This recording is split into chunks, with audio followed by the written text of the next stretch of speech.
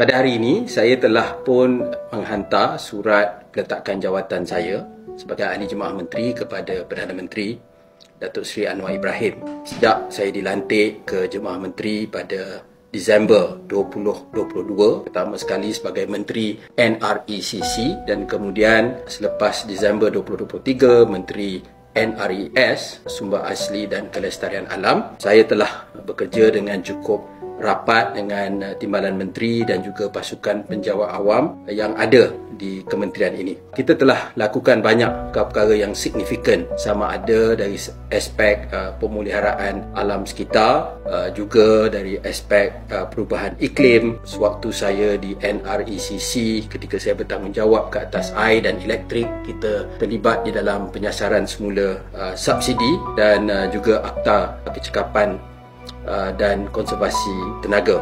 Namun saya sedar dan maklum bahawa kedudukan saya sebagai anggota Jemaah Menteri tentulah mahu tidak mahu sebahagiannya bersandarkan juga kepada jawatan saya di dalam parti, dan memandangkan keputusan pemilihan parti yang lepas menyaksikan saya tidak dapat mempertahankan kedudukan saya sebagai naib presiden, maka saya merasakan perlu untuk saya melepaskan juga jawatan sebagai Ahli Jemaah Menteri. Ini bukan perkara yang luar biasa. Ia ada dibuat di mana-mana demokrasi Westminster yang lain. Malah di negara kita juga, kita boleh tengok contoh paling dekat ialah Tan Sri Shahriar Samad yang pernah meletakkan jawatan sebagai Jemaah Menteri ketika beliau kalah Ahli Majlis Tertinggi UMNO. Saya ingin merakamkan setinggi-tinggi penghargaan kepada semua penjawat awam yang bagi saya telah menunjukkan prestasi yang sangat baik selama mana saya di kementerian ini, dan saya berharap antara perkara yang kita dapat buat daripada we manage to start from scratch dan sekarang berada di peringkat akhir ialah rang undang-undang perubahan iklim negara yang